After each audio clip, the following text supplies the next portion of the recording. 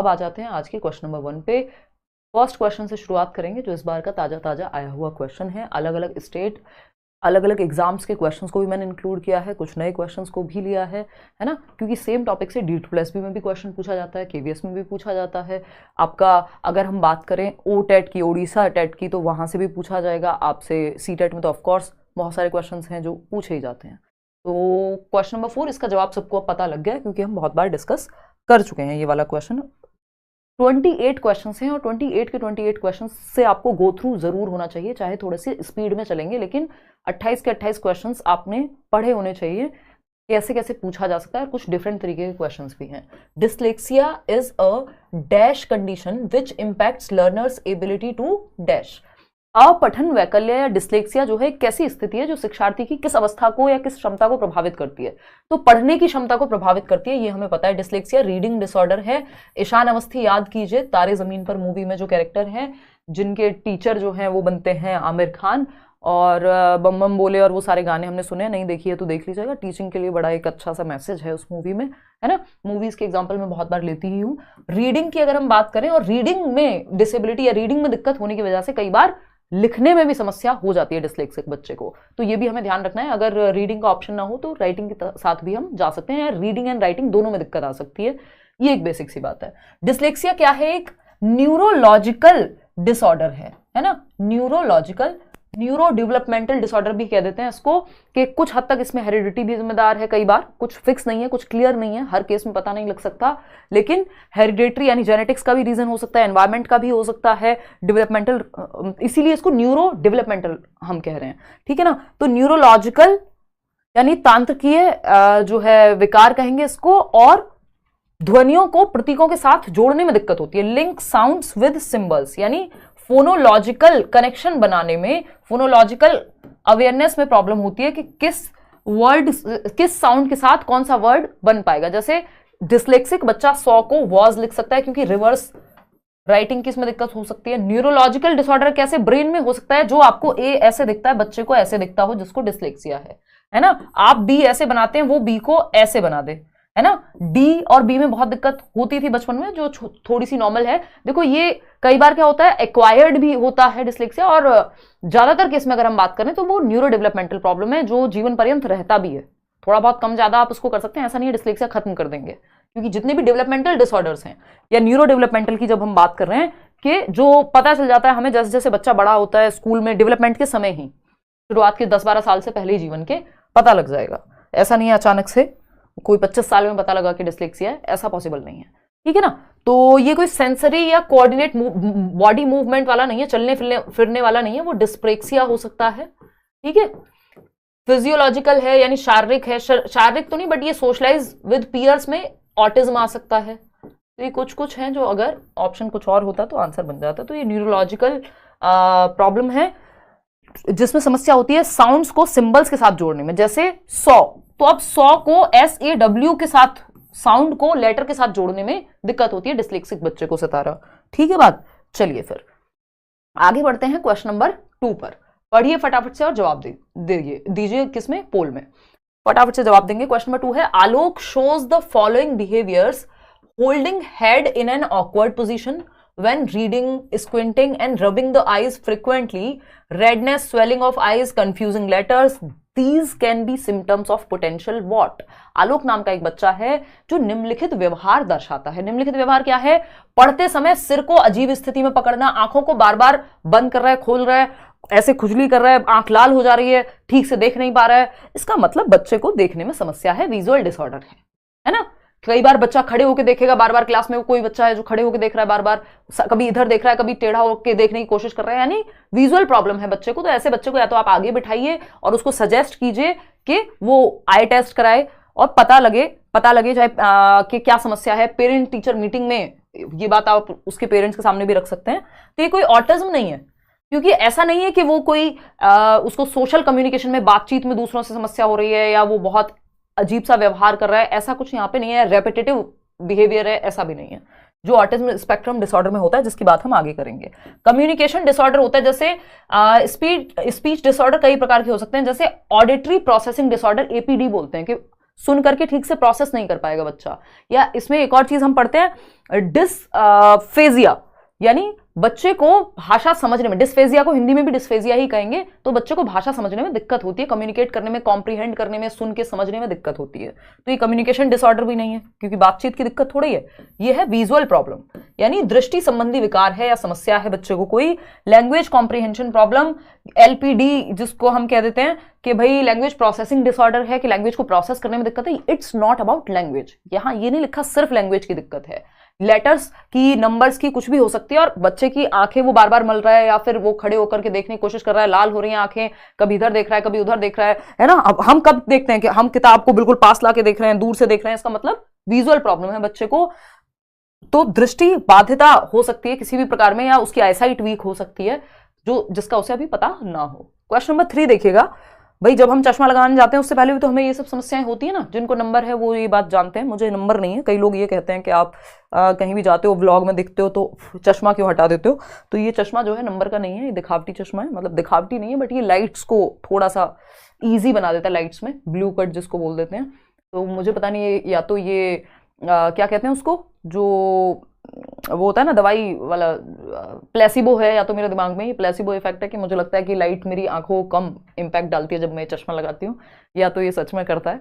But studio में बिना चश्मे के मेरे से रहा नहीं जाता, और वैसे कभी जरूरत नहीं पड़ती है ना, एकदम 6/6 ठीक है आंखें।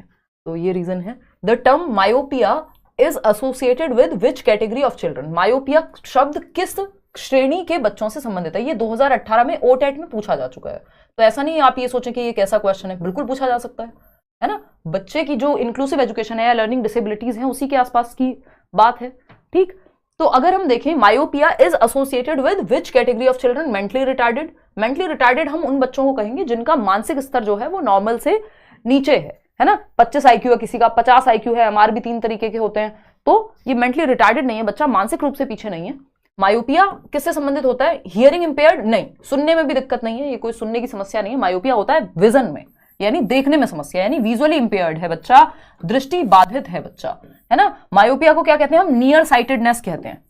नियर साइटेडनेस, नियर साइटेडनेस में क्या होगा, पास का तो सही दिखता है, दूर का देखने में समस्या होती है ना।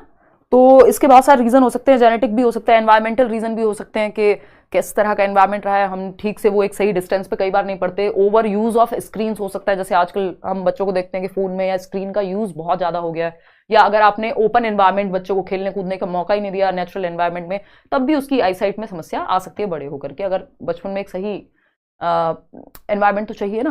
तो ये नियर साइटेडनेस, या कहते हैं ना हम कि दूर की नजर कमजोर है, तो नियर साइटेडनेस में, ये मायोपिया में ऐसा होगा। तो विजुअली इंपेयर्ड बच्चा है, मायोपिया जो है विजन से संबंधित है, देखने से संबंधित है। ऑप्शन 3 सही हो गया। क्वेश्चन नंबर 4 देखिएगा फटाफट से। नीता एक बच्ची है। Neeta always forgets to add the carry over digit while doing additions. This is a feature of. Neeta एक बच्ची है, मान लीजिए हम 27 में से 9 को घटा रहे हैं, ठीक है जी। तो हमें क्या करना पड़ेगा? कैरी लेना पड़ेगा यहाँ पे, क्योंकि 7 में से 9 नहीं घटा सकते, तो वो जो हम कहते थे ना हासिल का 1 लेना पड़ेगा हमें, है ना। तो 17 में से 9 घटाएंगे, ठीक है जी। तो फिर हम 8 बचेगा, वो सारी कहानी है हम जानते ही हैं। तो ये जो एक बच्ची है नीता, जिसको वो हमेशा भूल जाती है कैरी ओवर डिजिट को काउंट करना, या तो एडिशन में, यहां मैंने सब्ट्रैक्शन का बता दिया, एडिशन में भी सेम चीज होगी कि 9 और 7 जो है आपके 16 हो जाएंगे, और हासिल का 1 चला जाएगा, हम यहाँ ऊपर लिख लेते थे, और 2 और 1 3 हो जाएगा, लिखते थे ना ऐसे। आज मुझे याद ही नहीं आ रहा था हिंदी में क्या कहते थे इसको, हासिल कहते थे। तो नीता हमेशा जोड़ घटा करते समय हासिल अंक जोड़ना भूल जाती है। वो भूल ही जाती है कि ये 1 जो है हासिल का लिया था या कैरी ऑन किया था, ठीक है। तो ये किससे संबंधित समस्या है? मैथमेटिक्स से संबंधित समस्या। जब मैथमेटिकल कैलकुलेशन करने में समस्या हो बच्चे को, दैट मीन्स डिसकैलकुलिया है। डिस का मतलब ही है डिफिकल्टी। ये जो वर्ड है डिस, इसका मतलब है डिफिकल्टी। तो difficulty in calculation is known as dyscalculia, यानी गणना करने में जब समस्या है तो गणन संबंधी विकार कहते हैं इसको, डिसकैलकुलिया को। मैथ्स में जोड़ना घटाना कैलकुलेट करने में दिक्कत बच्चे को आ रही है, सिंपल बात है। डिस्प्रैक्सिया क्या है? डिस्प्रैक्सिया है मोटर स्किल्स से संबंधित। मोटर स्किल्स क्या होती हैं? पेन पकड़ के लिखने में समस्या हो सकती है क्योंकि वो कोऑर्डिनेट नहीं कर पाता, है ना, मोटर एक्शंस जो है उसके गतिक कौशल जो है ग्रॉस और फाइन। डिसलेक्सिया आपको पता ही है रीडिंग डिसऑर्डर है। डिस्ग्राफिया क्या है, राइटिंग में दिक्कत हो सकती है बच्चे को। अच्छा, डिस्प्रैक्सिया के कारण भी कई बार लिखने में दिक्कत हो सकती है, क्योंकि चलने फिरने, टाई बांधने, बटन लगाने में डिस्प्रैक्सिया में समस्या हो सकती है। और पेन पकड़ना भी एक तरह से एक मोटर स्किल ही है, फाइन मोटर स्किल्स में आता है। तो अगर डिस्ग्राफिया ऑप्शन में ना हो और लिखने की समस्या की बात करें तो डिस्प्रैक्सिया को आप राइट लगा सकते हैं, ठीक है ना, इतनी बात। तो यहां पे डिस्कैल्कुलिया हो गया आंसर। आगे बढ़ेंगे, नेक्स्ट क्वेश्चन पे चलेंगे भाई। नेक्स्ट क्वेश्चन क्या है, question number 5, learning disability is caused due to which factors. यानी जो अधिगम अक्षमता है, सीखने की अक्षमता है, वो किस फैक्टर से हो सकती है। हेरिडेटरी फैक्टर से, यानी आनुवांशिकता, कोई जेनेटिक कोडिंग में कुछ दिक्कत हो तो बच्चे को कोई लर्निंग डिसेबिलिटी हो सकती है ना। ऑटिज्म की अगर हम बात करें, हालांकि वो डेवलपमेंटल डिसेबिलिटी है, या फिर अगर हम बात करें डिसलेक्सिया की भी तो उसमें भी कुछ हद तक जेनेटिक एस्पेक्ट भी हो सकता है। फिजियोलॉजिकल तो जेनेटिक या हेरिडिटरी फैक्टर हो सकता है ना। फिजियोलॉजिकल फैक्टर्स, शारीरिक विकार, कोई अंग ही ठीक से डेवलप नहीं हुआ उसकी वजह से दिक्कत है, तो ये भी हो सकता है। एनवायरमेंटल फैक्टर, एनवायरमेंट में भी न्यूट्रिशन से लेके बहुत सारी चीजें हो सकती हैं जिसकी वजह से कुछ एक डिसेबिलिटी क्रिएट हो जाए। अलग अलग तरह की डिसेबिलिटीज हैं। तो ये चारों ही बातें सही हैं जो आप लोग सही जवाब दे भी रहे हैं, उपरोक्त सभी 90% लोग यही जवाब दे रहे हैं, जो कि सही है। क्वेश्चन नंबर 6 देखिएगा, अ चाइल्ड विद लर्निंग डिसेबिलिटीज। ये जो लर्निंग डिसेबिलिटीज हैं, चाहे हम डिसलेक्सिया की बात करें, डिसकैल्कुलिया की बात करें, डिस्ग्राफिया की बात करें, डिस्प्रैक्सिया की बात करें, डिस्फेजिया की बात करें, डिस्मॉर्फिया की बात करें, है ना, डिस्टोपिया की बात करें, ये जितने भी डिस मतलब difficulty in something, difficulty in doing something, कुछ भी एक एक्टिविटी करने में दिक्कत है ना। तो अगर हम बात करते हैं तो इसमें कुछ डेवलपमेंटल डिसऑर्डर्स भी हैं, जैसे ऑटिज्म है, एडीएचडी है, उन पे हम चर्चा करेंगे। फटाफट से बताइए। डिसेबिलिटी मतलब किसी भी तरह की एक अक्षमता या कोई काम करने में दिक्कत है। लर्निंग डिसेबिलिटी यानी सीखने से संबंधित अक्षमता। 79% लोग सेकंड ऑप्शन कह रहे हैं। आते हैं, समझते हैं। A child with learning disability needs to be put in a separate institution. बच्चे को सेग्रीगेट नहीं करना है, ये इंक्लूसिव एजुकेशन कहती है कि बच्चे को अलग थलग मत करो, है ना, कि बच्चे को आप अलग थलग मत करो, कि आप जो बच्चा देख नहीं सकता उसको अलग क्लास में पढ़ाओ, जो बच्चा डेफ एंड डम सुनने में और बोलने में, जो मूक बधिर बच्चा है उनको अलग स्कूल में पढ़ाओ, दृष्टिबाधित को अलग नहीं। ये स्पेशल स्कूल का कॉन्सेप्ट नहीं होना चाहिए, इंक्लूसिव स्कूल्स होने चाहिए, समावेशन करें जो हर बच्चे को एक छत के नीचे पढ़ाया जा सके रेगुलर स्कूल में। तो एक अलग से संस्थान बना दीजिए, मुख्य धारा में मत पढ़ाइए, नहीं मेन स्ट्रीम में पढ़ाइए। Has a right to study in the regular school where there are special provisions for him.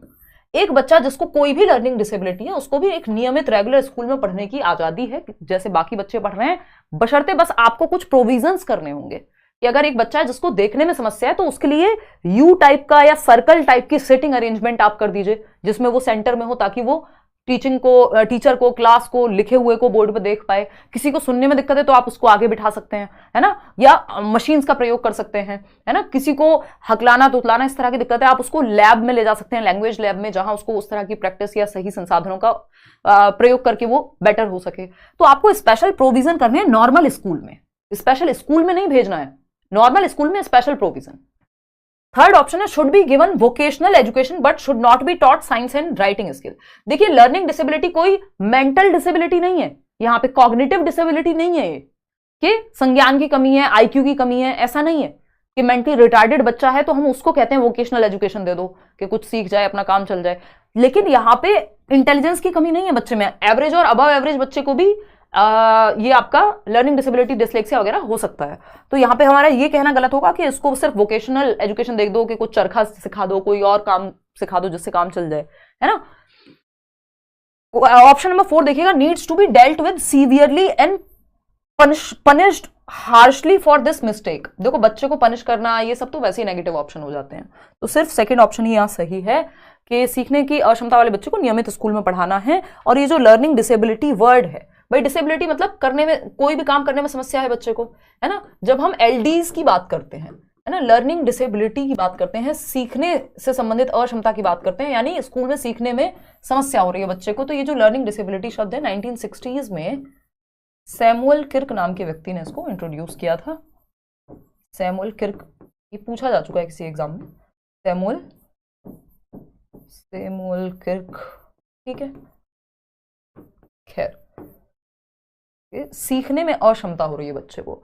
अब इसमें जरूरी नहीं है कि उसकी आईक्यू में कमी है, ठीक है, वो कॉग्निटिव डिसेबिलिटीज में आ जाता है कि जब बच्चे के आईक्यू में कुछ दिक्कत है, यानी उसकी मेंटल एबिलिटी कम है। ठीक है ना। कई प्रकार की अक्षमताएं, जैसे इंटेलेक्चुअल डिसेबिलिटी या कॉग्निटिव डिसेबिलिटी, बौद्धिक अक्षमता कह देते हैं कि बच्चे के संज्ञान में या आईक्यू के स्तर में कमी है, ये वो वाली डिसेबिलिटीज नहीं है। इसमें कुछ स्पेसिफिक डिसेबिलिटीज आती हैं जो लिखने में, पढ़ने में, समझने में, क्योंकि उसकी ब्रेन की वायरिंग न्यूरोलॉजिकली डिफरेंट है। मैंने कहा डिफरेंट है, कम नहीं है, तो वो भी सीख सकता है, बस आपको स्पेशल प्रोविजन लेकर के आने क्लासरूम में। ठीक है बात। लाइक शेयर आप लोग कर रहे होंगे, मैं खुद भूल जाती हूँ ये सब बातें कहना, अब फिर भी शुरुआत में आपको बता दिया जाता है। आरूज इंटेलिजेंस टेस्ट, आरू एक बच्ची है, उसका intelligence test indicates that she is average to above average intelligent, यानी उसका जो आईक्यू है, उसका जो इंटेलिजेंस टेस्ट है वो बताता है कि बच्ची औसत या औसत से अधिक, यानी 90 से 110 या 110 से 120 के बीच में भी उसका आईक्यू हो सकता है। एवरेज बच्चे का आईक्यू होता है 90 से 110, तो इतना तो उसका है ही, और अबव एवरेज के अराउंड ही है, वो थोड़ा एवरेज से ऊपर ही है। ठीक। However her grades in reading, spelling, social sciences and science are very low, लेकिन फिर भी बच्ची के जो ग्रेड्स हैं, जो नंबर हैं, वो पढ़ने में स्पेलिंग मिस्टेक्स उसकी बहुत होती है, पढ़ने में दिक्कत है उसको, सोशल साइंसेज जो कि पढ़ने और लिखने का विषय है उसमें दिक्कत आती है, साइंस में भी कई बार दिक्कत आती है, इन्हीं सब चीजों की वजह से। Her maths grades are quite high and her writing skills are adequate, लिख ठीक लेती है, मैथ्स में भी ठीक है स्थिति, बस पढ़ने और स्पेलिंग रिलेटेड, लैंग्वेज रिलेटेड चीजों में प्रॉब्लम आती है। तो जो ये पारुल है, या जो भी आरू नाम है मान लीजिए बच्ची का, तो आरू को क्या समस्या है ये पूछा है। डिसकैलकुलिया है, जब कैलकुलेशन में तो दिक्कत नहीं है, मैथ्स तो परफेक्ट है। डिसग्राफिया है, हाँ लिखने में दिक्कत होती है लेकिन रीडिंग में भी दिक्कत है, तो लिखने में सब जगह दिक्कत होती है तो फिर मैथ्स में भी गलत लिखती वो, तो ये तो नहीं हो सकता। Dyslexia is the right word. यहाँ पे डिस्फेजिया जो है लैंग्वेज को प्रोसेस करने का डिसऑर्डर है, तो भाषा समझ में नहीं आ रही लेकिन बाकी सब्जेक्ट्स की तो आ रही है उसे, तो ये डिसलेक्सिया हो जाएगा यहाँ पे, सिंपल थर्ड ऑप्शन। आगे बढ़ेंगे नेक्स्ट क्वेश्चन पे। नेक्स्ट क्वेश्चन क्या है? क्वेश्चन नंबर है 8। देखिएगा एक बार क्वेश्चन नंबर 8 क्या कहता है। In the following question there are 2 statements regarding autism. Autism के बारे में निम्नलिखित प्रश्न में 2 कथन दिए गए हैं, है ना।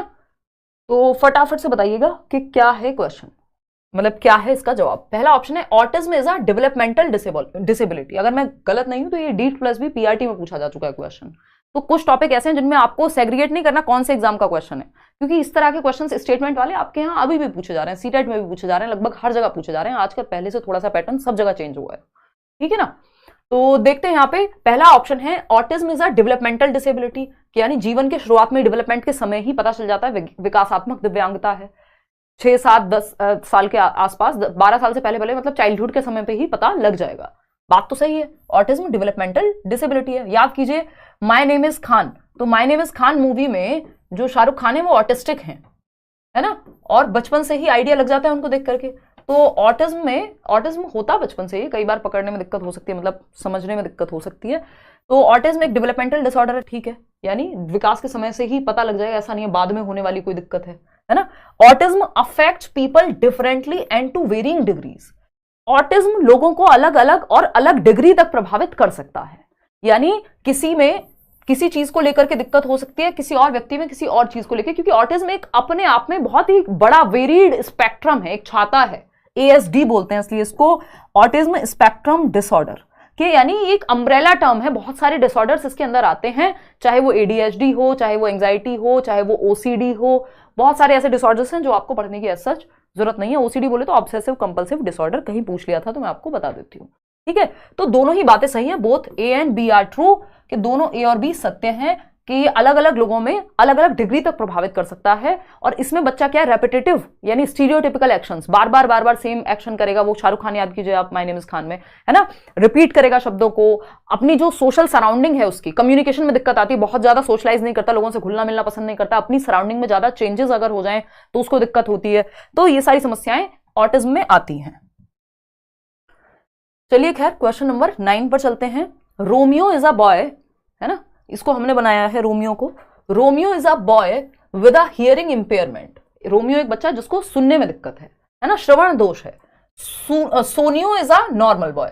ये रोमियो और सोनियो हमारे द्वारा ही बनाए गए हैं, निशा हंस रही है इस पे, है ना। मेरा मन तो किया सुजुका और नोबिता डालूं, बट फिर मुझे लगा यहाँ पे ज्यादा सीरियस बात चल रही है, ऐसी हंसी मजाक की बातें नहीं करनी चाहिए।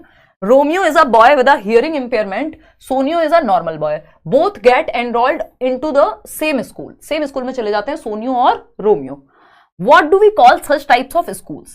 जहां पे रोमियो जिसको एक सुनने में दिक्कत है, एक सुनने में अक्षमता वाला बच्चा है रोमियो, और सोनियो जो कि एक नॉर्मल बच्चा है जिसको सुनने में या कोई लर्निंग डिसेबिलिटी है सच नहीं है। दोनों एक स्कूल में जाते हैं।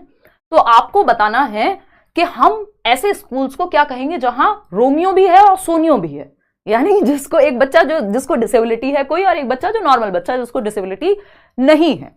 फटाफट से बताइए, फिर हम आगे बढ़ेंगे। कोई कह रहा है 46 लाख की सब्सक्राइबर की शुभकामनाएं आपको, 5 मिलियन में आपसे पार्टी लेने आऊंगा। ठीक है, कर लेंगे भाई 5 मिलियन की पार्टी। बाकी ये सब मोह माया से मैं बहुत दूर हो चुकी हूँ, है ना। अब आप देखते हैं काफी कम भी एक्टिव रहती हूँ कई बार एट टाइम्स। तो बहुत साल हो गए यार, 8 साल हो गए यूट्यूब, इस साल 8 साल हो जाएंगे। बट अच्छा लगता है ऑफकोर्स, ये टीचिंग में इतना बड़ा नंबर एग्जिस्ट करता है, ये आप लोगों ने ही सपोर्ट करके लेट्स लर्न के द्वारा बताया है। अदरवाइज मुझे खुद नहीं पता था कि 46 लाख लोग टीचिंग में हो सकते हैं, प्योर टीचिंग चैनल में, जहां हमने कभी कोई ऐसा वीडियो ऐसा सच नहीं बनाया जिसमें कोई और एग्जाम की हम बात कर रहे हैं। तो ये सेलिब्रेशन के लायक बात है, बट कर लेंगे, 5 मिलियन पे करेंगे, डोंट वरी। देखो फटाफट से इतने आप लाइक शेयर सब्सक्राइब करके 5 मिलियन पहुंचाइए इसको, फिर हम बात करेंगे ना। ये टिपिकल एकदम यूट्यूबर्स जिस तरह की बात करते हैं उस तरह की बात मैंने कर दी है। चलो भटको मत, इधर आ जाओ टॉपिक पे। कैसे स्कूल में जाते हैं रोमियो और सोनियो? इंक्लूसिव स्कूल में, जहां एक नॉर्मल बच्चा भी है और एक स्पेशल बच्चा भी है, और स्पेशल बच्चा भी है। वो स्पेशल बच्चा स्पेशल नीड्स वाला हो सकता है, जिसको विजुअली कोई समस्या हो, है ना, मेंटली रिटार्डेड हो, देखने में सुनने में कोई समस्या हो, चलने फिरने में लोकोमोटर डिसेबिलिटी हो, या फिर गिफ्टेड भी हो सकता है बच्चा। जो नॉर्मल से अलग है वो स्पेशल मान लिया हमने। तो समावेशी स्कूल है जिसमें हर तरह का बच्चा, एजुकेशन फॉर ऑल की बात होती है। सेपरेट या स्पेशल या वोकेशनल नहीं, वोकेशनल में तो सिर्फ कुछ वोकेशन सिखाए जाएंगे, कोई स्किल्स सिखा देंगे। तो first option is the right answer. Question number 10 देखिएगा, क्वेश्चन नंबर 10 देखिएगा, फटाफट से जवाब दीजिएगा। Which characteristic is a student with ADHD likely to have? Attention deficit hyper active disorder, ADHD के अंदर किस तरह की विशेषताएं या किस तरह के लक्षण पाए जाएंगे, ये पूछा है। निम्नलिखित में से अवधान कमी अति सक्रियता व्युत्क्रम, जो आप कहना चाहें ADHD वाले बच्चा किस तरह की विशेषता दर्शाता है, आपको पहचानना है। पहला ऑप्शन है tendency to sit and do work quietly, बैठकर चुपचाप काम करने की प्रवृत्ति, जिसकी अटेंशन में ही डेफिसिट है, जिसके अवधान में ही कमी है, और अति सक्रियता है, हाइपर एक्टिव है, वो शांति से बैठ के काम नहीं कर पाएगा। तो ये तो हो गया गलत। Tendency to get distracted easily, ये बात एकदम सही है कि आसानी से विचलित होने की प्रवृत्ति, उछलता कूदता रहता है ना, इधर से उधर से इधर, कभी बैठेगा कभी उठेगा, कभी ये क्वेश्चन, मतलब डिस्टर्बेंस रहेगा। हाइपर एक्टिविटी है ना, अटेंशन में कमी है, ध्यान लगा ही नहीं पाता ज्यादा देर तक एक जगह पे। तो ऐसे बच्चों के लिए हम मान लो 30 मिनट का कोई टास्क है तो उसको 5-5 मिनट के 6 टास्क में डिवाइड कर देते हैं, ताकि वो थोड़ी थोड़ी देर ध्यान लगा पाए। एक बड़ा लंबा टास्क नहीं देते उसको, ये नहीं कहेंगे 3 घंटे बैठ जाओ, उठना भी मत। Tendency to listen to others carefully for long, ये भी नहीं हो पाएगा उससे कि ज्यादा देर तक बैठ के सुन पाए। Ability to read long passages without break, नहीं ब्रेक चाहिए, ज्यादा लंबा काम ये एक बार में नहीं कर पाएगा। तो second option is the right answer. ये अटेंशन में कमी होती है ADHD वाले बच्चे को, और ऑटिज्म स्पेक्ट्रम डिसऑर्डर के अंदर ही एक डिसऑर्डर हम इसको मान लेते हैं। क्लास टाइम बताइए यार, अभी तो 9:15 चल रही है, कभी कभी 9:30 चल रही है, बट मेरी कोशिश ये है कि 9 बजे पे ले आऊं क्लास, है ना। 28 क्वेश्चन हैं total. To support inclusion of student having dyscalculia, वो बच्चा जिसको डिसकैलकुलिया यानी मैथमेटिक्स में गणना करने में, कैलकुलेशन में दिक्कत होती है बच्चे को। जैसे वो कैरी लेने वाला एग्जांपल आया था ना कि हासिल का नहीं जोड़ पा रहा बच्चा, या फिर हो सकता है वो कैलकुलेट ना कर पाए, जहां प्लस करना है वहां गुणा कर दे। इस तरह की चीजें, कैलकुलेशन में दिक्कत होने वाले बच्चे को कैसे डील करेंगे, क्या इंपॉर्टेंट है ऐसे बच्चे को सपोर्ट करने के लिए। उसको भी तो पढ़ाना है ना क्लासरूम में। Set strict time constraints to finish task, यानी एक स्ट्रिक्ट टाइम बिल्कुल कंस्ट्रेंट सेट कर दो कि 5 मिनट में अगर ये वाला क्वेश्चन नहीं हुआ तो खत्म। तो उसको वैसे ही दिक्कत होती है, वैसे एंग्जाइटी, वैसे ही दिक्कत है उसको, कैलकुलेशन वाले काम उससे वैसे ही उसको परेशानी, डिफिकल्टी महसूस होती है, और आपने टाइम और बांध दिया तो वो डर जाएगा। तो ये तो गलत तरीका है। Provide visual calculators and math apps to such students, ये बात हमें सही लग रही है, 55% लोग सही जवाब दे भी रहे हैं। Include additional content to overshadow relevance in text context, मतलब बहुत ज्यादा कंटेंट को ऐड कर लो, बेवजह अतिरिक्त सामग्री को, ये वो इधर उधर की बातें हैं, ये आपको डिस्ट्रैक्ट करने के लिए यूज, ऐसे ऑप्शंस को डिस्ट्रैक्टर्स कहा जाता है ना। यूज ओनली स्टैंडर्डाइज्ड वेज, ये स्टैंडर्डाइज्ड वर्ड बिल्कुल भी अच्छा नहीं है सुनने में। फ्लेक्सिबिलिटी होनी चाहिए। स्टैंडर्डाइज्ड वेज यानी सबको एक ही डंडे से हाँको, सबको एक ही तरीके से टेस्ट लो सबका, जबकि बच्चे अलग अलग हैं, समस्याएं अलग अलग हैं, तो अलग अलग तरीके से जांचो, अलग अलग तरीके से सिखाओ बच्चों को, है ना। ना तो पढ़ाने का तरीका सेम होना चाहिए सबके लिए, ना ही उनके आकलन का यानी असेसमेंट का। बात सही है। तो यहाँ पे provide visual calculators and math apps to student, छात्रों को विजुअल कैलकुलेटर और गणित एप्स प्रदान करने चाहिए क्योंकि उनको कैलकुलेशन में दिक्कत है। तो हेल्प के लिए आपने विजुअल कैलकुलेटर्स दे दिए जहां पे उनको आसानी हो जाती है कैलकुलेट करने में, और उनके लिए वो सपोर्ट का काम करेगा। मैथ्स ऐप हो सकती है, अलग अलग तरह की आजकल ऐप आती है, इस तरह का कुछ हो सकता है। अब उसको पता है, जो आपने उसको कहा 8 को डिवाइड कर दो 2 से, तो एक तो उसको लिखा हुआ मिल रहा है, खुद से उसको दिक्कत होती है ना, और ऊपर से 3 ऑप्शन भी मिल रहे हैं, तो वो उसको समझने में या पहचानने में आसानी होगी डिस्कैलकुलिया वाले बच्चे को, ठीक है ना। 4 9 जा कितने होंगे, अब यहां पे ऑप्शन है अलग अलग तरह के। तो इस तरह, ये तो खैर एक हल्का सा एग्जांपल है, इस तरह के बहुत सारे विजुअल कैलकुलेटर्स या एप्स आजकल अवेलेबल हैं जो बच्चे को हेल्प करेंगे। डिस्लेक्सिक बच्चा है तो उसको पढ़ने में हेल्प करेंगे, डिस्कैलकुलेट बच्चा है तो उसको कैलकुलेशन में हेल्प करेंगे, ठीक है। तो क्वेश्चन नंबर 12 देखिएगा, which neurological developmental coordination disorder leads to learning disabilities in children, बताइएगा। लिखा हुआ है कोऑर्डिनेशन, जब भी कोऑर्डिनेशन की बात आ जाए तो समझ जाना कि कुछ ना कुछ चलना फिरना, मूवमेंट की बात हो रही है ना। कौन सा न्यूरोलॉजिकल विकासात्मक समन्वय विकार बच्चों में सीखने की अक्षमता का कारण बनता है? न्यूरोलॉजिकल डेवलपमेंटल कोऑर्डिनेशन यानी अपने जो बॉडी है उसमें मान लीजिए हैंड्स हैं, आईज हैं या चलना फिरना है, उसके कोऑर्डिनेशन में, समन्वयन में, बैलेंस करने में दिक्कत आ रही है, यानी फिजिकल प्रॉब्लम होगी कुछ ना कुछ, है ना। डिस्पेप्सिया तो यहां पे सेंसलेस है क्योंकि ये डाइजेशन से रिलेटेड है, अपच लिखा भी हुआ है उधर हिंदी में, है ना, ये डाइजेशन रिलेटेड है, ये यहाँ पे डिसऑर्डर वो वाला है ही नहीं। डिसअर्थरिया होता है कि आपके उन ऑर्गन्स में दिक्कत है या उन मसल्स में दिक्कत है जहां से आप स्पीच यानी साउंड को क्रिएट करते हैं बोलने में, तो ये आपके काम का अगेन नहीं है, ठीक। डिस्प्रैक्सिया यहां पे सही बात है क्योंकि यहां पे मसल कोऑर्डिनेशन में दिक्कत होती है बच्चे को, जैसे बटन लगाना, हो सकता है चोटी बनाने में भी दिक्कत हो, शू के लेसेस जो है फीते बांधने में दिक्कत हो सकती है, पेन पकड़ने में दिक्कत हो सकती है, तो उसकी न्यूरोलॉजिकल डेवलपमेंटल डिसऑर्डर है जिसकी वजह से कोऑर्डिनेट नहीं कर पाती, उसकी जो फाइन मोटर स्किल्स और ग्रॉस मोटर स्किल्स का कॉम्बिनेशन है वो बन नहीं पाता, तो ये डिस्प्रैक्सिया है जब भी इस तरह के मोटर कोऑर्डिनेशन की बात हो, है ना। डिसऑटोनोमिया, ये अपने आप में एक नर्वस सिस्टम को लेके कुछ प्रॉब्लम होती है जो आपके लर्निंग डिसऑर्डर में हमें इसे काउंट करने की ऐसा जरूरत नहीं है, तो ये dyspraxia is the right word over here. आते हैं क्वेश्चन नंबर 13 पे। एक तरफ डिसेबिलिटी है, दूसरी तरफ उसका डिस्क्रिप्शन है, आपको पहचानना है कौन सी डिसेबिलिटी किससे मैच कराएंगे। डिसेबिलिटी क्या है? डिस्फेजिया। फेजिया मतलब पीएच साथ में आ जाए तो साउंड यानी लैंग्वेज की बात हो रही है, भाषा को समझने या बोलने में दिक्कत है। Difficulty in carrying out routine task, balance, fine motor control and kinesthetic coordination, ये डिस्प्रैक्सिया होगा, है ना, कि कोऑर्डिनेशन में जब भी दिक्कत आए तो डिस्प्रैक्सिया की समस्या है।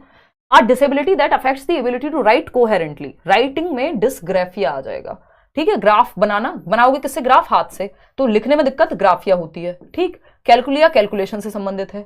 डिसेबिलिटी दैट मैथमेटिकल कैलकुलेशन, लो भाई, ठीक है। बचता क्या है अब? Dysphagia. Dysphagia a language disorder that affects communication skills and comprehension abilities. क्या हुआ? पोल नहीं दिया इसमें, कहाँ है? अच्छा, तो रिफ्रेश कर लो इसको, कोई नहीं, बफरिंग है यहां से, देखना एक बार। अब यहां पे सिंपल है बात कि डिस्फेजिया फोर्थ यानी ए का फोर्थ 2 जगह पे अवेलेबल है हमारे लिए, है ना। इन दोनों को हटा देंगे क्योंकि यहाँ ए का थर्ड है, यहाँ ए का फर्स्ट है, तो ये तो ऑप्शन ही हट गया। ये सिंपल तरीका एलिमिनेशन मेथड है जो हम बहुत बार डिस्कस करते हैं। फिर आता है डिस्प्रैक्सिया। डिस्प्रैक्सिया फर्स्ट से संबंधित है, difficulty in carrying out routine, तो ये हो गया बी का फर्स्ट, यहाँ बी का थर्ड दिया हुआ है तो ए की ऑप्शन बचता है, आगे चेक करने की भी जरूरत नहीं है, बट फिर भी कर लेते हैं। सी का थर्ड यानी डिस्कैलकुलिया का थर्ड, ठीक है। डिस्कैलकुलिया क्या? कैलकुलेशन में दिक्कत। डिस्ग्राफिया है लिखने में दिक्कत, जो कि सेकंड ऑप्शन में दिया ही हुआ है, राइट कोहेरेंटली, ठीक है। तो A option is the right answer over here. Simple बात, नो बकवास, सही कह रहे हैं आप 90% लोग। क्वेश्चन नंबर 14 देखिएगा, क्या कहता है क्वेश्चन नंबर 14? ये कहता है which of the following is not the characteristic of learning disabled children. निम्नलिखित में से कौन सी सीखने में अक्षम बच्चों की विशेषता नहीं है, यानी कौन सा बच्चा लर्निंग डिसेबल्ड नहीं होगा, उनके बारे में उनके लक्षण नहीं है। परसेप्चुअल इफेक्टिवनेस यानी अवधारणात्मक प्रभावशीलता, ये भी कहीं ना कहीं पूछा जा चुका है क्वेश्चन, है ना। इमोशनल इंस्टेबिलिटी यानी भावनात्मक रूप से अस्थिरता। डिसऑर्डर ऑफ अटेंशन, ध्यान ना लगा पाना यानी एडीएचडी हो सकता है। इम्पल्सिविटी में भी एडीएचडी की समस्या आती है ना। इमोशनल इंस्टेबिलिटी कई सारे ऐसे, चाहे वो एडीएचडी हो, चाहे वो आपका फिर ऑटिज्म हो, यानी इमोशनली स्टेबल नहीं है, बहुत हद तक बच्चा ऐसा हो सकता है, तो ये भी लक्षण है। लेकिन परसेप्चुअल इफेक्टिवनेस, अवधारणात्मक प्रभावशीलता, यानी वो ठीक से परसीव कर रहा है सब कुछ, तो ठीक से परसीव करने में दिक्कत कहाँ, डिस्कैल्कुलिया में है, डिसलेक्सिया में है, कि वो लेटर्स का जो परसेप्शन उसके दिमाग में क्रिएट हो रहा है हमारी सेंसेस से, हमारा ब्रेन जो इंफॉर्मेशन लेके एक इमेज क्रिएट करता है उसको हम कहते हैं परसेप्शन। ठीक है, तो परसेप्चुअल इफेक्टिवनेस यानी परसीव करने में दिक्कत नहीं है, इफेक्टिवली वो परसीव कर पाता है, चीजों को समझ पाता है, विजुअली दिमाग में क्रिएट कर पाता है, तो पढ़ने लिखने सब कुछ ठीक होगा। तो ये लक्षण नहीं है, तो first option is the right answer, क्योंकि नॉट पूछा था हमसे। आगे बढ़ेंगे क्वेश्चन नंबर 15 पर। What is the most heavily associated characteristic of bipolar disorder among children.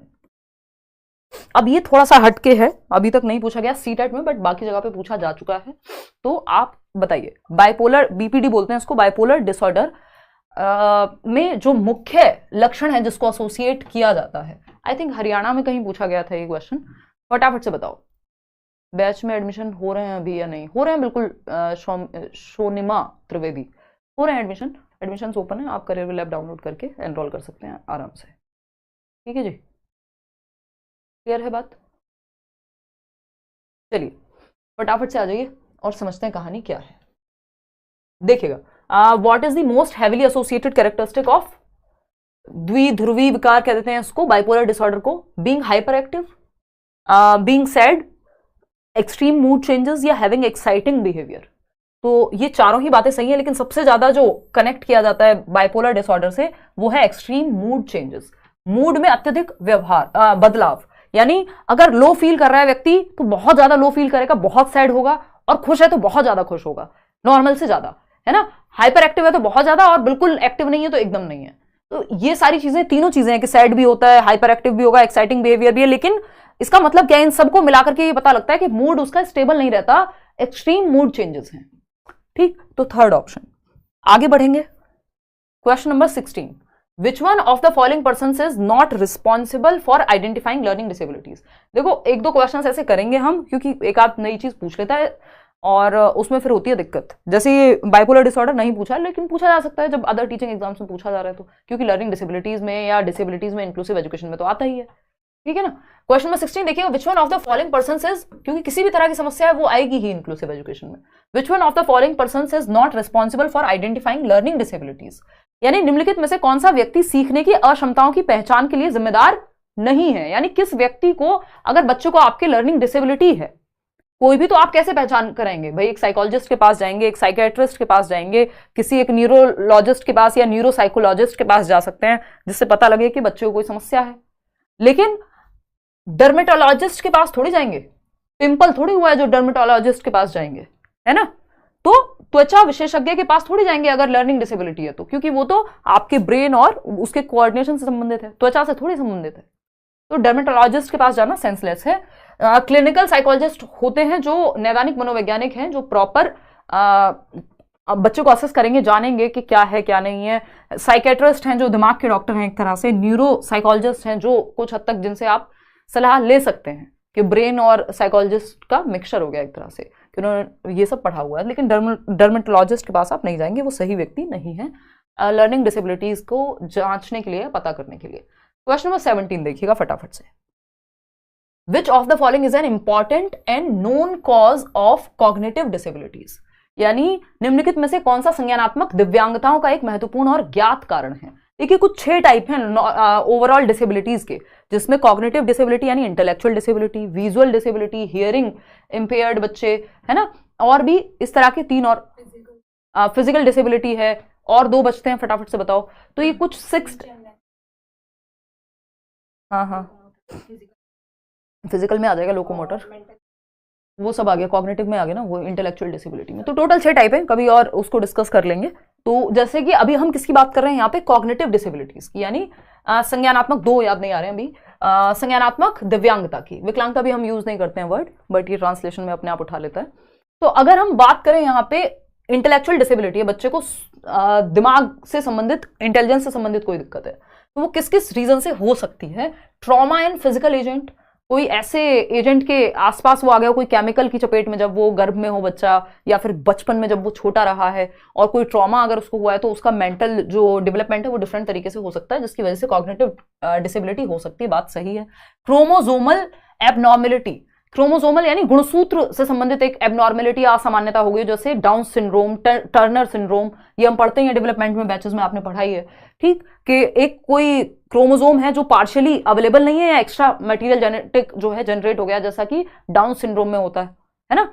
तो ये बेसिक सी बात है यहाँ पे। फिर डेवलपमेंटल डिले होगा, बच्चे का इंटेलेक्चुअल डेवलपमेंट ठीक से नहीं हो पाएगा, दिमाग का विकास, वो भी एक रीजन है। साइकियाट्रिक डिसऑर्डर, इसमें कई सारे विकार हो सकते हैं, जो मानसिक विकार तो ऑफ कोर्स इसमें आ ही जाएगा। किसी भी तरह का अगर कोई मानसिक विकार है, चाहे वो बीपीडी है यानी बाइपोलर डिसऑर्डर है, चाहे वो कुछ और पीकेयू करके एक प्रॉब्लम होती है जो इसमें आती है, तो ये भी सही है।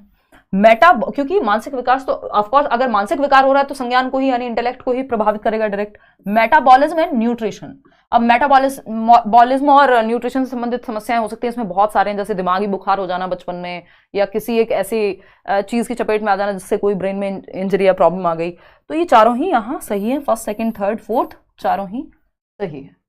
फर्स्ट ऑप्शन ही यहाँ सही हो गया। 39% लोग ही सही जवाब दे पा रहे हैं, बाकियों को चक्कर आ गए, संभल रहे हैं अभी पानी पी पी के। क्वेश्चन नंबर 18, हाँ जी मैडम। हाँ बीमारी तो वो हो गया ना, दिमागी बुखार मीनिंजाइटिस अगर है तो वो एनवायरमेंटल उसमें ही आ जाएगा। चलो भाई फटाफट बताओ।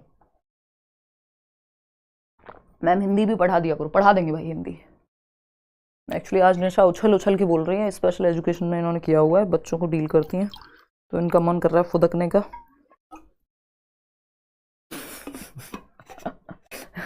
आप ये मत समझिएगा मैं 2 लोग यहाँ लेके बैठती हूँ जो मुझे बताते रहते हैं पीछे से कि क्या बोलना है क्या नहीं। ये चर्चा हो रही है, और चर्चा होती है तो बढ़िया रहता है थोड़ा सा, है ना। इनके बिना भी हम पढ़ा लेते हैं, कोई दिक्कत नहीं है, काम चल जाता है ना। मैं आप लोगों से बीच बीच में पूछती रहती हूँ, थोड़ा इंटरेक्टिव रहना चाहिए सेशन, है ना, और पूछना कोई बुरी बात नहीं होती। और निशा के सहारे जीवन चल रहा है देखो। बताओ फटाफट से, कमेंट पढ़ लिया करो। कमेंट कैसे पढ़ लें यार, सारे कमेंट कैसे पढ़ लें भाई, फिर पढ़ाएंगे कब। नाम भी लिया करो, तरुण एजुकेशन। आप तो बहुत पुराने सब्सक्राइबर हैं, है ना, लर्नर हैं या सब्सक्राइबर हैं, क्योंकि आप पढ़ते हैं नहीं, ये तो आपको बताना पड़ेगा हमें मेल करके, क्योंकि कुछ लोग तो शौक में भी देखते हैं ना। क्वेश्चन नंबर 18 देखो, आ चाइल्ड्स नोटबुक, क्योंकि जितने टाइम से आप हैं इतने टाइम में तो नौकरी ले लेते हैं लोग। देखिएगा बताइएगा, या हो सकता है नौकरी के साथ देख रहे हो आप, दोनों ही चीजें। A child's notebook shows errors in writing like reverse images, mirror imaging, such a child is showing signs of. एक बच्चा है जिसकी नोटबुक में गलतियां दिखाई देती हैं, जैसे रिवर्स इमेज यानी उल्टा, जैसे मान लीजिए 100 लिखा हुआ है तो उसकी नोटबुक में आपको ये सब उल्टा नजर आ सकता है। मैं बना भी नहीं पा रही हूँ, है ना, इस तरह की रिवर्स राइटिंग हो सकती है। वाओ मैंने तो बहुत अच्छा लिख दिया, है ना। तो 100 को वॉज को 100, है ना, रिवर्स राइटिंग हो सकती है, ठीक है ना। वाह वाह वाह, बहुत बढ़िया बहुत बढ़िया। कह रहे हैं क्या पता आपको देखने के लिए देख रहे हो क्लास, आ जाओ, है ना। मुंह तो मैं 4 दिन में धोती हूँ क्लास के लिए, मतलब लिटरली नहीं, दिल पे मत ले जाना, मतलब इतनी कोई तैयारी करके नहीं आती हूँ कि आ जाओ। लर्निंग डिसेबिलिटी, सीखने की अक्षमता, लर्निंग डिफिकल्टी। देखो डिफिकल्टी किसी भी कारणवश हो सकती है, और ये हमें साफ साफ नजर आ रहा है कि या तो बच्चे को डिस्ग्राफिया है या अगर लिखने में दिक्कत है तो हम कहेंगे डिस्ग्राफिया है, बट डिसलेक्सिया भी होगा इस बच्चे को, क्योंकि रिवर्स में वो पढ़ता है और फिर रिवर्स में ही लिखना शुरू कर देता है, ठीक है ना। तो ये लर्निंग डिसेबिलिटी है, ना कि डिफिकल्टी। डिफिकल्टी तो किसी भी प्रकार की हो सकती है ना, हो सकता है उसको कुछ समझ में ना आए तब भी डिफिकल्टी हो सकती है, ठीक है ना, तो ये तो होगा नहीं। लर्निंग प्रॉब्लम, तो प्रॉब्लम तो कोई भी हो सकती है अगेन। लर्निंग डिसएडवांटेज नहीं, जब सही शब्द हमारे पास है लर्निंग डिसेबिलिटी, एलडी जिसको हम कहते हैं, सीखने की अक्षमता है बच्चे को, इसमें डिस्ग्राफिया भी हो सकता है और डिसकैलकुलिया भी हो सकता है, या दोनों भी हो सकते हैं। सॉरी कैलकुलिया तो नहीं होगा, डिस्ग्राफिया या डिसलेक्सिया होगा। मोस्ट प्रोबेबली यहाँ पे डिसलेक्सिया है बच्चे को, क्योंकि रिवर्स इमेजेस की बात हो रही है। डिसग्राफिया वाले बच्चे की राइटिंग ही आपको समझ नहीं आएगी, वो इलेजिबल होती है, पढ़ने योग्य ही नहीं होती। ये मैं दोनों में डिफरेंस भी दिखा देती हूँ आपको कि अगर, और दोनों लर्निंग डिसेबिलिटी के अंदर आते हैं, चाहे वो जितने भी है डिस वाले जितने भी हैं। अगर आप देखेंगे ये है डिसग्राफिया वाला बच्चा, क्या है डिसग्राफिया, सॉरी आज दिमाग कहाँ है मेरा, डिसलेक्सिया वाला बच्चा, ठीक है, डिसलेक्सिया वाला बच्चा। डिफिकल्टी तो कुछ भी हो सकती है ना, बच्चे को समझ नहीं आया ये भी डिफिकल्टी है, उसका उस दिन पेन ठीक से नहीं काम कर रहा था, है ना, कुछ भी हो सकता है डिफिकल्टी में। डिसेबिलिटी है यानी प्रॉपर उसको उस चीज में समस्या होती है ना, उस तरह की प्रॉब्लम एक है उसको, न्यूरोलॉजिकल प्रॉब्लम है एक तरह से वो, ठीक है। ये है डिसग्राफिया वाला बच्चा, जिसकी राइटिंग आपको पढ़ना ही असंभव सा हो जाएगा, है ना। ये है नॉर्मल राइटिंग, ये देखो आप फिर पढ़ ही नहीं पा रहे हो। तो ये डिस्ग्राफिया है, यानी इलेजिबल होती है, पढ़ने योग्य नहीं होती है इस बच्चे की राइटिंग, है ना, डॉक्टर्स वाली। ये तो मैं मजाक में कह रही हूँ, लेकिन डॉक्टर्स को आई थिंक किसी तो कोर्ट ने सलाह वाला दिया ना कि ठीक से लिखें ताकि समझ में आए लोगों को, अभी रिसेंट कोई ऑर्डर था।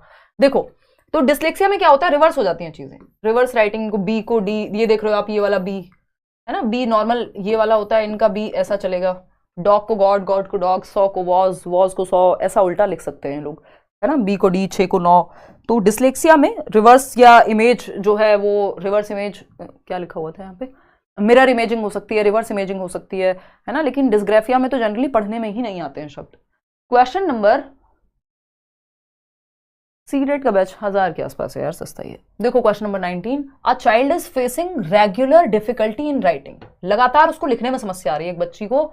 She also experiences a challenge in formation of alphabets and spacing of words, बीच में कितना स्पेस छोड़ना है, कुछ बच्चे होते हैं ना, एक यहां लिखा दूसरा वर्ड 2 किलोमीटर बाद मिलेगा, ठीक है ना, तो बच्चे को अल्फाबेट में भी फॉर्मेशन में भी दिक्कत आ रही है, यानी अक्षर के निर्माण करने में भी दिक्कत आ रही है और स्पेस छोड़ने में भी शब्दों के बीच। दीज कैरेक्टरिस्टिक्स और hints towards which of the following learning disability, कौन सी डिसेबिलिटी हो सकती है, इससे आपको ये आइडिया लगा के बताना है, फटाफट से बताओ।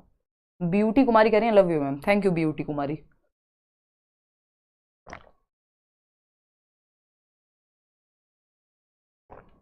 देखो आपको लग रहा होगा मैं ब्यूटी कुमारी क्यों बोल रही हूँ, क्योंकि उन्होंने नाम स्पेलिंग वही लिखी है, BUTI। हाँ मेरी एक स्टूडेंट है, उसकी राइट बहुत खराब है, क्या राइट आए, क्या राइटिंग, अच्छा अच्छा, फिर उसकी राइटिंग सही करानी है। देखो जरूरी नहीं है जिसकी राइटिंग खराब है उसको सबको जो है डिस्ग्राफिया है, हर बच्चे को, है ना, वो फिर आपको आइडेंटिफाई करना पड़ेगा, और भी लक्षण होंगे उसको, राइटिंग में भी क्या प्रॉब्लम है वो स्पेसिफिकली देख के पता लगेगा। बहुत अच्छा पढ़ा रहे हैं, अच्छा धन्यवाद अजीत। चलिए फटाफट से बता दीजिए अब इसी बात पे। बी ऑप्शन 73% लोग कह रहे हैं। देखिएगा क्या दिक्कत है बच्चे को, लिखने में नियमित कठिनाई है, लिखने में समस्या है रोज, अक्षर निर्माण में और शब्दों के बीच में कितना अंतर रखना है इसमें भी समस्या है। बच्चे को डिसलेक्सिया है, ग्राफिया है, कैलकुलिया है या ADHD है। देखो ये डिसग्राफिया का केस है ना कि डिसलेक्सिया का, है ना। जब साफ साफ कह दिया डिफिकल्टी इन राइटिंग, वो भी रेगुलर बेसिस पे, ये नहीं लिखा कि रीडिंग में दिक्कत है उसकी वजह से लिखने में दिक्कत आ रही है। तो जब रीडिंग राइटिंग सीधा सीधा लिखा हुआ है तो आप क्यों डिसलेक्सिया की तरफ जा रहे हैं, है ना, स्पेस करने में, अल्फाबेट को फॉर्म करने में, ठीक है ना। तो वो पढ़ने से संबंधित होना चाहिए था कि पढ़ते समय दिमाग में जो है वो सेट नहीं हो पा रहे हैं, वो सब बात होती तब हम डिसलेक्सिया की तरफ जाते। जब डायरेक्ट डिस्ग्राफिया दिया हुआ है और लिखने के से डायरेक्ट बताया हुआ है, पढ़ने की वजह से लिखने और पढ़ने दोनों में समस्या होती तो डिसलेक्सिया के साथ हम चले जाते। क्वेश्चन नंबर 20, तो क्वेश्चन को पढ़ के भी समझना है कि पूछा क्या है। क्वेश्चन नंबर 20 है, a child who has partial vision, यानी एक बच्चा है जिसको आंशिक रूप से दिखता है, यानी क्लियर विजन नहीं है उसका पूरी तरह से, दृष्टि आंशिक है उसकी, यानी ठीक से नहीं देख पाता, थोड़ा कम है क्षमता, या हाफ देख पाता है, जो भी है पार्शियल है, बेसिकली कंप्लीटली विजन में दिक्कत है। बताइए फटाफट से। क्वेश्चन नंबर 20 है, should be encourage to opt for home based education, कि उसको कहो कि घर पे बैठ के पढ़ाई करो, स्कूल में मत आओ क्योंकि तुम ठीक से नहीं देख सकते हो। तो ये हो जाएगी बेवकूफी, हर बच्चे को आप सेम स्कूल में पढ़ा सकते हैं स्पेशल प्रोविजन के साथ। नीड्स टू बी ए ना सेपरेट इंस्टीट्यूशन, गलत तरीका, सेग्रीगेट नहीं करना, अलग नहीं करना, अलगाव, segregation is against the law of nature, यानी प्रकृति के नियमों के खिलाफ है सेग्रीगेशन, तो इसलिए हम बच्चों में भी सेग्रीगेशन नहीं करते, अलगाव नहीं करते, इंक्लूड करते हैं उनको। Should become a part of a regular school with inclusive provisions, यही बात जो हमने थोड़ी देर पहले भी की थी किसी और क्वेश्चन में, कि हमें समावेशन करना है हर बच्चे का, एजुकेशन फॉर ऑल, हर बच्चे के लिए शिक्षा। तो हमें थोड़े बहुत फेर बदल करके अपने सिस्टम में फेर बदल करना है, अपने सिस्टम में चेंज लाना है, ना कि बच्चे में। बच्चे को थोड़ी हम उसका विजन ठीक कर देंगे अगर नहीं किया जा सकता तो हम सिस्टम में चेंज लाएंगे, उसको आगे बिठाएंगे, जो यू साइकिल होती है, यानी यू शेप की सिटिंग अरेंजमेंट है या सर्कल अरेंजमेंट है, उसमें बिठाएंगे बच्चे को, या आगे बिठाएंगे अपने पास, ताकि वो थोड़ा क्लियर देख सके, या सुनने में दिक्कत है तो भी ये काम कर सकते हैं, ब्रेल लिपि का इस्तेमाल कर सकते हैं अगर बिल्कुल ही दिक्कत है तो। Should be in a regular school with no special provision, नहीं, अगर रेगुलर स्कूल में आपने डाल दिया और स्पेशल प्रोविजन नहीं है बच्चे के लिए तो वो किसी काम का नहीं है। तो इस तरह की चीजें हो सकती हैं, जैसे ये क्या है, ये आपका एक यू टाइप का सिटिंग अरेंजमेंट है, फ्लेक्सिबल सिटिंग अरेंजमेंट कहते हैं इसको हम, है ना, कि बच्चे की नीड के अकॉर्डिंग इंक्लूसिव एजुकेशन में फिक्स्ड नहीं होना चाहिए कि जो बच्चा फर्स्ट सीट पे बैठ गया उसी को बैठा रहने देंगे जीवन भर, नहीं। हम कहते हैं ना रोटेशन चलता है क्लासरूम में, और रोटेशन में भी हमें ये ध्यान रखना है कि अगर किसी बच्चे को कोई दिक्कत है तो हम उसको, होते हैं ना पेरेंट्स, तो वो कहेंगे हमारे बच्चे को ज्यादा दिक्कत है आंखों में या उसको नंबर बढ़ रहा है तो आप उसको आगे ही बिठाइएगा, ऐसे कह के जाते हैं ना क्लासरूम में टीचर्स को, तो आपने भी अपनी क्लास में देखा होगा। तो ये बात सही है कि हमें ध्यान रखना है, फ्लेक्सिबिलिटी रखनी है कि जिस बच्चे को ज्यादा समस्या है उसको उस तरह से ध्यान रखना है उस चीज का। जैसे जो स्क्रीन है या व्हाइट बोर्ड है या टीचर की टेबल है, यहां से सब कुछ विजिबल है। यदि आपने बच्चे को, इसको कहते हैं सर्कल अरेंजमेंट एक तरह का, या यू टाइप का ये सिटिंग अरेंजमेंट है, तो बच्चा जो ब्लाइंड स्टूडेंट की पोजीशन है वो यहाँ सेंटर में हो, या फिर जिसको विजुअली पार्शियली देख सकता है या हियरिंग इंपेयर्ड है, तो यहाँ उसको सेटल किया जा सकता है। उसके लिए ये अच्छा प्रोविजन रहेगा। चलिए खैर आगे बढ़ते हैं। क्वेश्चन नंबर 21 देखिएगा, 28 क्वेश्चन है, 5, 6, 7 क्वेश्चन और हैं आपके, फटाफट से जवाब देंगे आप। देखिएगा क्वेश्चन नंबर 21, फटाफट से जवाब देंगे। क्वेश्चन नंबर 21, 21वां सवाल, which of the following materials will not be beneficial for a student with visual impairment. देखो विजुअल इंपेयरमेंट पे बहुत क्वेश्चन पूछे जाते हैं, है ना, क्योंकि विजुअल इंपेयरमेंट होती भी बहुत बच्चों को है। हाँ, आदि बिल्कुल आएंगे, बिल्कुल आएंगे। लर्निंग डिसेबिलिटीज से संबंधित बहुत मुश्किल क्वेश्चन नहीं बनते हैं। इंक्लूसिव एजुकेशन में बहुत सारे टॉपिक्स हैं, सब टॉपिक्स हैं, आरपीडब्ल्यूडी एक्ट वगैरह है, वो भी आरपीडब्ल्यूडी एक्ट की अगर मैं बात करूं पिछले 2-3 बार से क्वेश्चन भी नहीं पूछा जा रहा, लेकिन वो इंक्लूसिव एजुकेशन का अलग से एक सेशन लेके जिसमें मैं लर्निंग डिसेबिलिटीज के क्वेश्चन अवॉइड करूंगी, उसमें इंक्लूड करूंगी, वहां आपको लग सकता है कि मुश्किल है, लेकिन एक बेसिक अंडरस्टैंडिंग आपकी बन गई तो ये वाले क्वेश्चन तो ऐसे ही सॉल्व होते हैं, है ना। हर तरह के क्वेश्चन कराने की जिम्मेदारी मेरी है, आपको जितना कराया गया वो आपको पता होना चाहिए, अगर वो दिमाग में सेट नहीं है तो फिर फायदा नहीं है, ठीक है ना। तो निम्नलिखित में से कौन सी सामग्री, ये सब आए हुए क्वेश्चन है, D2+B से लेके ओ टेट से लेके आपका सी टेट से लेके अलग अलग जगह पे आए हुए क्वेश्चन हैं, और कुछ नए क्वेश्चन हैं, अपनी तरफ से थोड़ी बनाए मैंने कि नहीं आएंगे, और अभी रिसेंट के ये ऐसा नहीं है कि बहुत 15 साल पुराने हैं, हद से हद 3 से 4 साल पुराना कोई क्वेश्चन अगर है मैक्स टू मैक्स। दृष्टिबाधित छात्र के लिए फायदेमंद क्या नहीं होगा, नॉट, बताइए। टैक्टाइल रिपीट होते हैं और क्वेश्चन, सारे क्वेश्चन थोड़ी मुश्किल आते हैं पेपर में, ये तो भ्रांति है, लोग जबरदस्ती मुश्किल मुश्किल मुश्किल के नाम पे। टैक्टाइल ग्लोब, किसी को कोर्स बेचने का लालच हो, किसी को कुछ और हो, तो वो कहेगा नहीं नहीं अब तो सिर्फ मुश्किल आते हैं, तो वो काम तो मैं नहीं कर सकती यार, एथिकली वो मुझे ठीक नहीं लगता। पेपर का पैटर्न चेंज है, लेकिन ये नहीं है कि सब कुछ मुश्किल ही पूछा जा रहा है, वो एक मॉडरेट लेवल, ईजी लेवल और डिफिकल्ट क्वेश्चंस की संख्या लिमिटेड होती है, तो अगर आपकी अंडरस्टैंडिंग अच्छी है तो आप हर तरह का क्वेश्चन कर देंगे। टैक्टाइल ग्लोब, टैक्टाइल होता है वो मटेरियल जिसको टच और फील किया जा सके, और विजुअली इंपेयर्ड बच्चे के लिए वो मटेरियल बहुत ही बेहतर होता है जिसको टच और फील किया जा सकता है, क्योंकि बच्चा देखने में तो उसको समस्या है, लेकिन अगर कोई चीज है तो उसको टच तो करके वो पता कर सकता है कि चाहे कोई शार्प चीज हो सकती है बट उसको लगे ना उस तरह की होनी चाहिए, तो वो टच और फील करके बता दे कि हाँ ये कोई मेटल है जब उसने इस ग्लास को टच किया मान लीजिए, है ना। तो टैक्टाइल मटेरियल, ब्रेल बुक्स हो सकती हैं, जो ब्रेल लिपि है 6 पॉइंट्स बेस्ड होती है आपकी, लुई ब्रेल ने दी थी, तो वो बच्चे, इवन आजकल जो सॉफ्टवेयर्स आ रहे हैं स्क्रीन रीडिंग सॉफ्टवेयर, कि जो स्क्रीन पे आ रहा होगा वो बच्चे को सुनाई दे जाएगा, वो रीड कर देंगे सॉफ्टवेयर्स, तो वो बच्चा जो उसको देखने में दिक्कत है तो उसके लिए प्रॉब्लम सॉल्व हो गई। बुक्स विद स्मॉल प्रिंट, यानी छोटे प्रिंट वाली पुस्तकें, ये हो जाएगी बेवकूफी यदि आप ऐसे बच्चे को जिसको देखने में दिक्कत है और उसको छोटे छोटे प्रिंट की किताब दे दी, वो बड़े पढ़ने में उसको दिक्कत है बड़े प्रिंट में, और आपने छोटा छोटा लिख के दे दिया। भाई अगर विजुअली इंपेयर्ड बच्चा है तो थोड़ा सा बड़ा लिखिए आप बोर्ड पे भी, है ना, लेटर्स को थोड़े बड़े रखिए नॉर्मल से, ये नहीं है कि अगर देखने में दिक्कत तो बहुत छोटे छोटे लेटर्स बनाने, भाई पहले ही दिक्कत थी आपने और छोटे बना दिए तो नॉर्मल बच्चे को भी ना दिखें, ठीक, तो ये गलत हो जाएगा, बाकी सब सही है। क्वेश्चन नंबर 22 देखिएगा फटाफट से।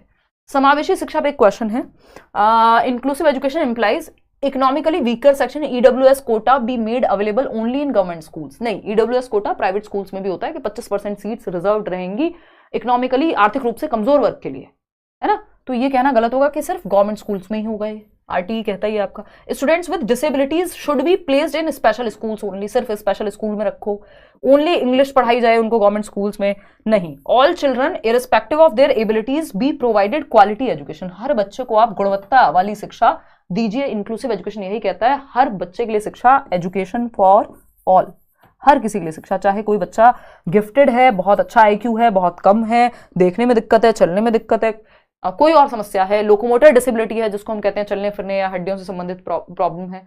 आता है question number 23, with respect to inclusion of students with disabilities in regular schools, which of the following provision is against the right of persons with disabilities act RPWD Act 2016, जिसमें हमने 21 disabilities की बात की है, और 1995 वाला जो PWD एक्ट था उसको यहाँ पे अपडेट किया गया इसके द्वारा, इसके माध्यम से रिप्लेस किया गया। अगर मैं कहूँ, सामान्य विद्यालयों में दिव्यांग विद्यार्थियों के समावेशन हेतु निम्न में से कौन सा प्रावधान दिव्यांगजन अधिकार अधिनियम 2016 के प्रतिकूल है या अगेंस्ट है या सही नहीं है RPWD एक्ट के अनुसार।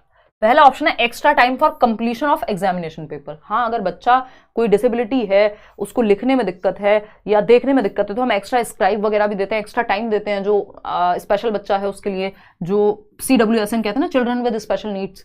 ठीक है, facility of scribe to meet the students needs. अगर स्क्राइब की जरूरत है, आपके सीटेट में भी ऑप्शन होता है कि यदि कोई बच्चा है जो देख नहीं सकता तो अपने साथ स्क्राइब ले जा सकता है जो लिख के उसके लिए, तो ये भी सही है। Compulsory second and third language and course, यही गड़बड़ हो गई कि लैंग्वेज का कोर्स कंपलसरी करना एकदम गलत तरीका है। वो चूज करेगा, ये तो नॉर्मल बच्चे के लिए भी है कि वो ऑप्शंस चूज कर सके, मदर टंग और बाकी ऑप्शंस चूज करने का। कंपलसरी नहीं है कि कोई भी लैंग्वेज आपने अपनी तरफ से थोप दी बच्चे पे। ये तो आपकी नेशनल एजुकेशन पॉलिसी भी कह रही है कि आप भाषाओं को थोपिए मत, है ना। Reasonable accommodation as per individuals needs, इसमें क्या दिक्कत है? ये आपको गलत क्यों लग रहा है? ये तो अच्छी बात है ना। देखो, नॉट अगेंस्ट पूछा था, प्रतिकूल है, अनुकूल नहीं। ठीक है ना। क्या हो गया आपकी हिंदी को? व्यक्तिगत जरूरतों के अनुसार यथोचित संयोजन करना तो अच्छी बात है, यानी आप एकोमोडेट कर रहे हैं। रीजनेबल एकोमोडेशन मतलब कि आपने एकोमोडेट कर लिया, चेंज कर लिया अपने सिस्टम में जैसी बच्चे की नीड है। एक बच्चा है जो व्हील चेयर से आता है, तो आपने स्कूल में सीढ़ियां नहीं बनवा के छोड़ दी, आपने रैंप बनवाया है। दिल्ली के स्कूल्स में, काफी स्कूल्स में, गवर्नमेंट स्कूल्स में रैंप की सुविधा है कि वो बच्चा चढ़ने की जगह वो सीढ़ियां तो नहीं चढ़ेगा जो व्हील चेयर वाला बच्चा है। या बैसाखी से अगर कोई बच्चा आता है स्टेशन, तो वो क्या करेगा, वो रैंप से जा सकता है, नॉर्मल बच्चा भी और उसकी व्हील चेयर भी जा सकती है। तो ये एकोमोडेशन है एज पर इंडिविजुअल की नीड के अनुसार। या कोई बच्चा जिसको सुनने में दिक्कत है तो उसको आगे बिठा लिया, ये भी एकोमोडेशन। एकोमोडेशन मतलब समायोजन, एडजस्टमेंट है एक तरह का। तो थर्ड ऑप्शन गलत है, बाकी सारे सही हैं, और जो गलत है वही सही है क्योंकि पूछा ही गलत था। क्वेश्चन नंबर 24 देखिएगा, which of the following learning disability directly affects communication skills and comprehension abilities. निम्नलिखित में से कौन सी अधिगम अक्षमता सीधे संचार कौशल को और समाविष्ट करने की क्षमता को, यानी कॉम्प्रिहेंड, समझने की क्षमता को, यानी मैं जो बोल रही हूं समझ नहीं पा रहा व्यक्ति, या टीचर जो बोल रहे हैं क्लासरूम में वो समझने में दिक्कत है, बातचीत में दिक्कत है, कम्युनिकेशन में सुन के समझने, इन सब में दिक्कत है, तो ये डिसकैलकुलिया है, भाषा संबंधी विकार होगा। डिसग्राफिया है भाई, कैलकुलिया में तो कैलकुलेशन संबंधी होगा, यहाँ पे भाषा की बात हो रही है। ग्राफिया में लिखने संबंधी होगा। डिस्फोरिया है कि उत्साह में कमी आ गई है, नहीं, ये है डिस्फेजिया या अफेजिया लिखा होता तब भी बात सेम ही थी, वो थोड़ी परमानेंट कंडीशन हो जाती है। गति समन्वय वैकल्य, डिस्फेजिया, गति समन्वय नहीं होना चाहिए यहाँ पे, इसको इन्हें हिंदी में जो है आई थिंक डिस्फेजिया ही लिखना चाहिए। ये तो फिर क्या कहते हैं उसको, प्रैक्सिया का हिंदी विकल्प लिख दिया है, तो इसको डिस्फेजिया ही लिखेंगे, डिस्फेजिया। ठीक है, फोर्थ ऑप्शन यहाँ पे सही होगा कि लैंग्वेज को समझने में और कम्युनिकेट करने में समस्या है बच्चे को। क्वेश्चन नंबर 25 देखिएगा, ये क्या कहता है भाई?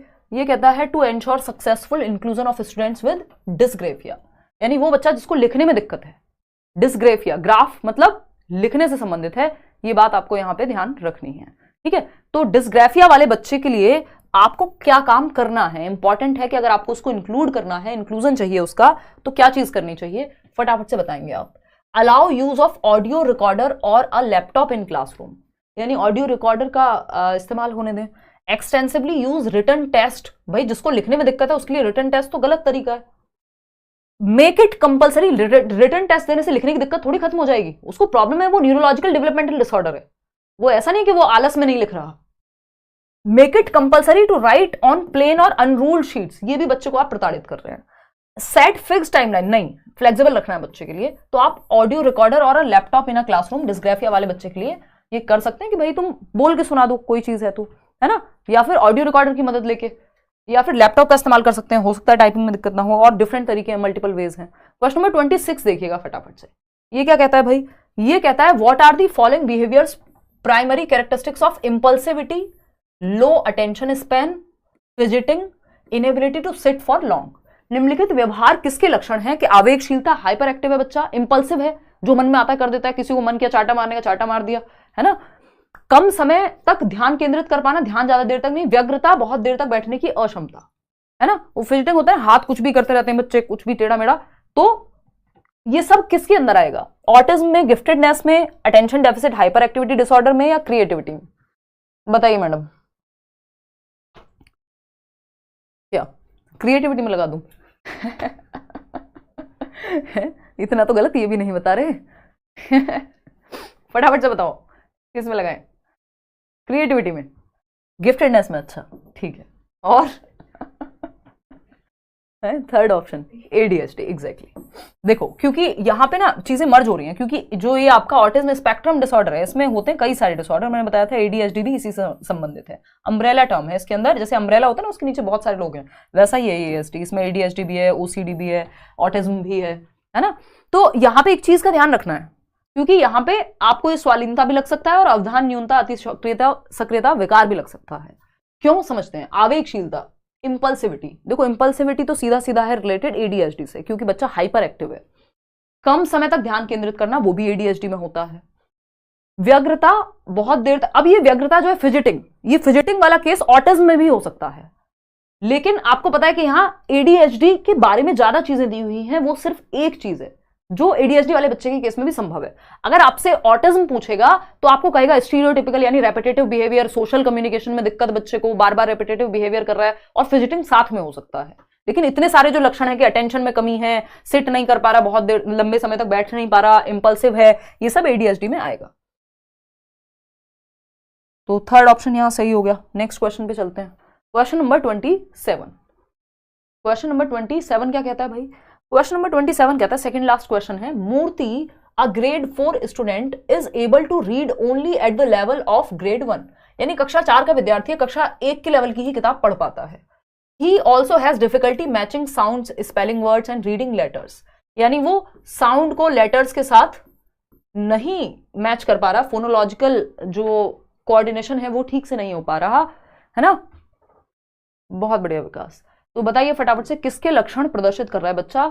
तो रीडिंग में दिक्कत है, तो डिस्प्रेक्सिया तो होगा नहीं, है तो मोटर स्किल्स से संबंधित है, चलने फिरने, कोई एक्टिविटी करने, बटन लगाने, ये सब में। डिसकैलकुलिया कैलकुलेशन से संबंधित है। डिसग्राफिया लिखने से संबंधित है। यहाँ बात हो रही है पढ़ने की, स्पेलिंग रिलेटेड दिक्कत हो रही है याद रखने में, तो पठन वैकल्य या वैफल्य है। ठीक है जी, आगे बढ़ें। क्वेश्चन नंबर 28 आज के लिए आखिरी सवाल, फटाफट से आप जवाब देंगे। और बच्चे की जो रीडिंग एबिलिटी है वो भी स्लो थी, क्योंकि वो कक्षा 4 में था और पहली क्लास के लेवल का पढ़ पा रहा था, यानी रीडिंग में उसको बहुत दिक्कत थी। ईशान अवस्थी याद कर लीजिए, तारे जमीन पर। Raman a student of class 4 has low vision, देखने में दिक्कत है, and has difficulty in reading and doing work from the text book. His teacher should, क्या करना चाहिए रमन के टीचर को, यदि बच्चे को देखने में दिक्कत है ना, लो विजन है उसका, और टेक्स्ट बुक से खुद से काम करने में दिक्कत होती है क्योंकि उसको देखने में दिक्कत है। Advise his parents to complete the work for him, ये एकदम बेकार तरीका है कि पेरेंट्स को कंप्लेन कर दो, एडवाइस कर दो, उसका काम वो कर दें, ऐसे थोड़ी होता है, पढ़ाई ऐसे थोड़ी होगी। परमानेंटली एग्जाम्प्ट हिम, उसको कह दो कि टेक्स्ट बुक से देखने की जरूरत ही नहीं है तुम्हें। Provide him with audio recorded lessons from text book, ये पॉसिबल है। Give the notebooks of his peers to him to copy the work, एकदम बेकार तरीका है ना, जो ट्रेडिशनली हमारे स्कूल्स में होता है उसको सही मत मान लीजिएगा कि यही होता है हमारे साथ, तो हम तो एक्स्ट्रा कॉपी दिलवा देते थे, नहीं। पाठ्य पुस्तक के पाठों की रिकॉर्डिंग उपलब्ध करा दीजिए, आजकल तो टेक्नोलॉजी का जमाना है, अगर बच्चे को देख के लिखने में दिक्कत हो रही है तो सुन के तो लिख पाएगा, क्योंकि विजन में तो प्रॉब्लम है, कानों में थोड़ी दिक्कत है। समझ पा रहे हो ना बात को? क्लियर है बात? रंजना दौद पढ़ लिए भाई आपके कमेंट। एस के चौधरी मैम हमारा नाम ले लो, ले लिया भाई। तो अब ये बता दो फटाफट से, 90% लोग सही जवाब दे रहे हैं थर्ड ऑप्शन। आउट ऑफ 28 कितने क्वेश्चंस आपके ठीक हुए?